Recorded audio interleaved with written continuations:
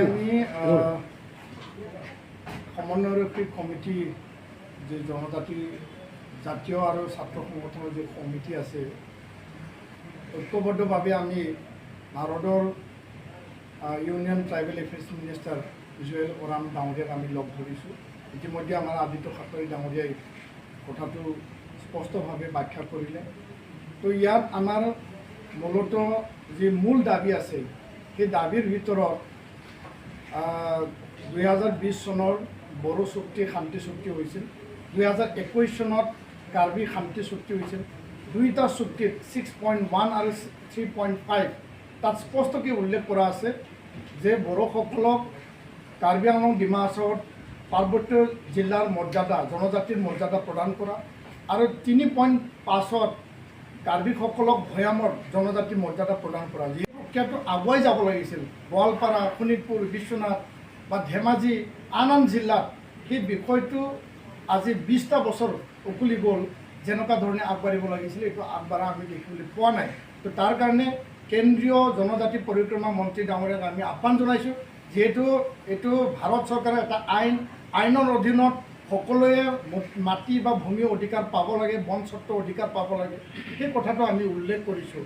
আৰু বহুতো বিষয় আছে, সেই বিষয়খিনি সন্নিৱিষ্ট কৰি পেলাই কেন্দ্ৰীয় মন্ত্ৰী ডাঙৰীয়াক আমি আমাৰ স্মাৰকপত্ৰ আমি প্ৰদান কৰিছোঁ।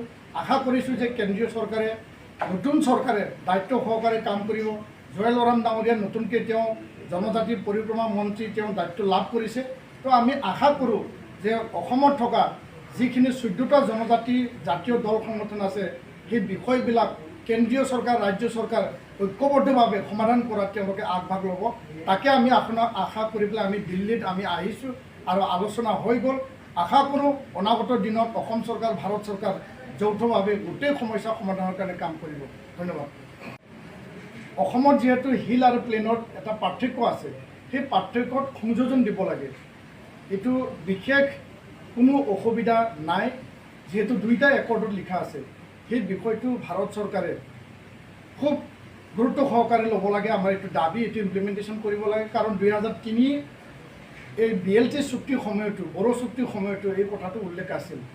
দ্বিতীয় কথাটো হ'ল যে অসমত যিখিনি অট'নমাছ কাউন্সিল আছে বৰ্তমান, সেই কাউন্সিলবিলাকত ভৌগোলিক সীমা জনজাতিসকলৰ কলা সংস্কৃতি ভাষা শিক্ষা অৰ্থনীতিৰ সকলো দিশত আগবঢ়াই নিয়াৰ কাৰণে ফুল ফ্লেজেড এটা প্ৰটেকশ্যন দিবৰ কাৰণে সেই অট'নমাছ কাউন্সিলখিনিক 6th শিডিউল মৰ্যাদা দিব লাগে বা সাংবিধানিক মৰ্যাদা দিব লাগে। আমাৰ এইটো দাবী আছে। আৰু ইয়াৰ লগতে যি ফৰেষ্ট ৰাইট এক্ট যি 2006 শোণিতপুৰ বিশ্বনাথত আমি বহুখিনি আন্দোলন কৰিলোঁ। বৰ্তমান অসম চৰকাৰে কিছু পদক্ষেপ লৈছে আৰু ইয়াৰ বাবে আমি মুখ্যমন্ত্ৰী ডক্টৰ হিমন্ত বিশ্ব শৰ্মা ডাঙৰীয়াক ধন্যবাদো দিছোঁ।